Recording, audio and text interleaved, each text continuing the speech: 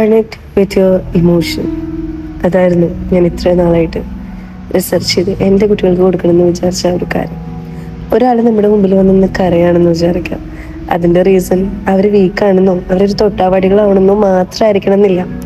അവർക്ക് അവരുടെ എക്സ്പ്രഷൻ നമ്മുടെ മുമ്പിൽ എക്സ്പ്രസ് ചെയ്യാൻ പറ്റുന്നുണ്ട്, അവർക്ക് അതിനുള്ള ഫ്രീഡം അവർക്ക് പറ്റുന്നുണ്ട് എന്ന് പറഞ്ഞു കഴിഞ്ഞാൽ അത് നമ്മുടെയും കൂടി ഒരു ക്വാളിറ്റിയാണ്. അവർ തമ്മിലുള്ള ഒരു കണക്ഷൻ്റെ വാല്യൂ ആണ്. എല്ലാവർക്കും എല്ലാവരുടെ മുമ്പിലും അവരുടെ എക്സ്പ്രഷൻസ്, അവരുടെ ഇമോഷൻസ് എക്സ്പ്രസ് ചെയ്യാൻ പറ്റണമെന്നില്ല.